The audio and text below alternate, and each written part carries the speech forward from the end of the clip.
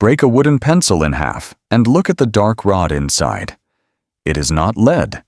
It is not even pure graphite.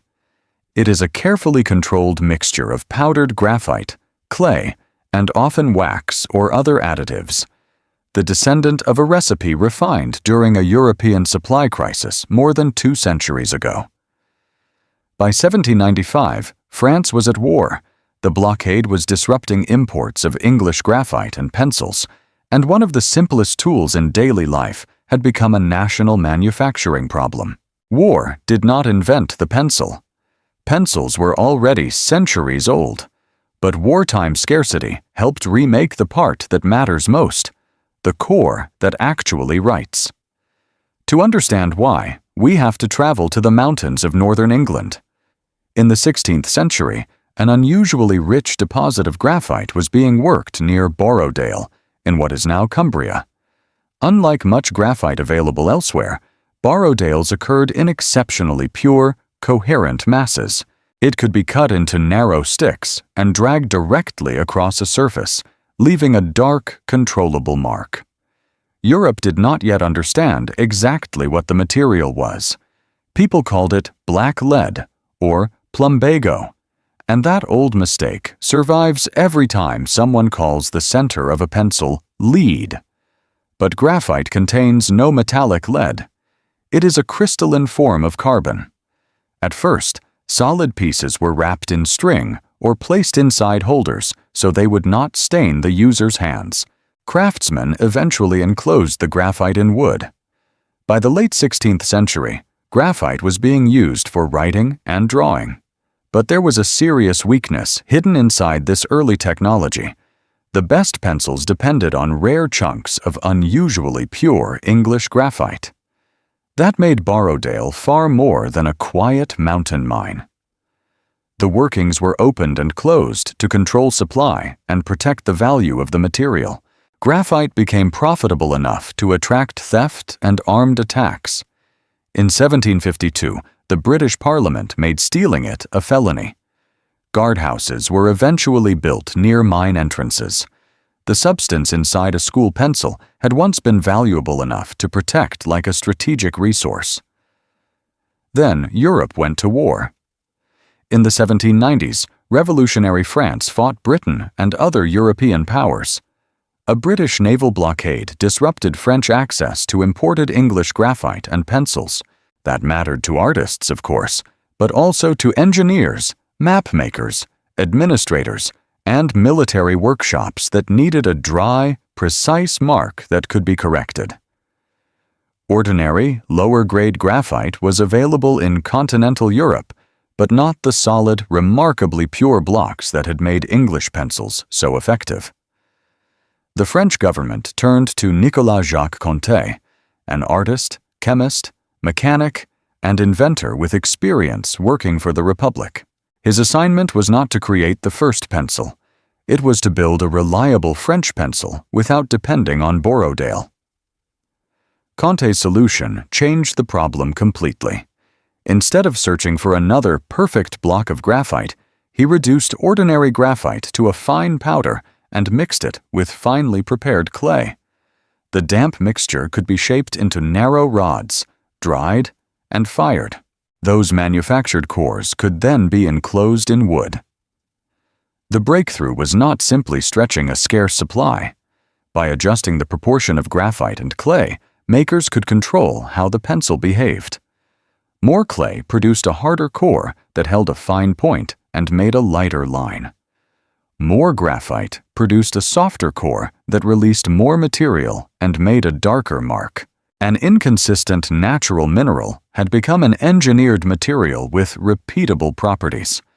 Conté received a French patent in 1795, and the basic graphite and clay principle remains central to conventional pencils today. But history rarely belongs to one inventor. In Vienna, Joseph Hardtmuth is widely credited with developing similar graphite and clay cores, possibly before Conté, although the secure dates in his company's official record are its founding in 1790 and its graphite and clay lead patent in 1802.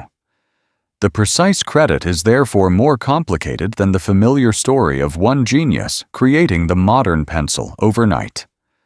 What the war clearly did was turn France's dependence into an urgent state problem. Conté's version provided a documented French response to disrupted imports, while related work elsewhere in Europe showed that manufacturers were converging on the same powerful idea: stop carving rare graphite and start engineering the core. And the science of that core explains why the idea worked so well. Graphite is built from sheets of carbon atoms. Within each sheet, the atoms are strongly connected. Between the sheets, the attraction is much weaker, allowing thin layers to slide and separate. When a pencil moves across paper, the rough network of cellulose fibers abrades tiny graphite-rich flakes from the core. Those particles catch on the surface and form the line you see. Pure graphite is soft, slippery, and prone to smearing. Clay acts as a structural control. It binds and stiffens the core, reducing the amount of dark material deposited with each stroke. Modern formulas may also include waxes or other additives that affect smoothness and strength. The pencil works not because its graphite is perfectly pure, but because carefully chosen ingredients make that graphite predictable. That same principle is hiding in the letters and numbers printed on pencils. In the grading system used widely outside the United States, H indicates harder, lighter writing cores, while B indicates softer, blacker ones. HB sits near the middle.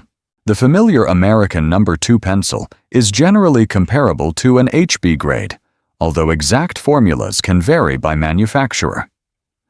The standardized test pencil is therefore a distant relative of the same controllable recipe developed when European makers learned to tune graphite with clay.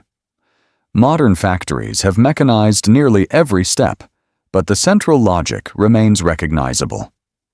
Graphite and clay are ground and blended. The mixture is formed into thin rods, dried, fired, and treated for the desired writing feel. Wood slats are cut with grooves, the cores are placed inside, a second slat is glued on top, and the sandwich is shaped into individual pencils.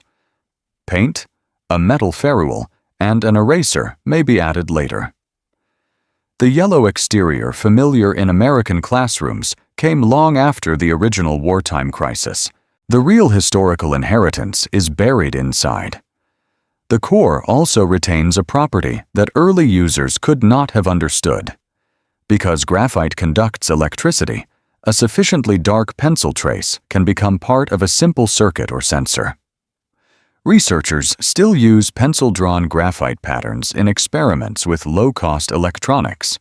A material once mistaken for lead now connects 16th-century mines, 18th-century geopolitics, modern classrooms, and experimental devices drawn directly on paper.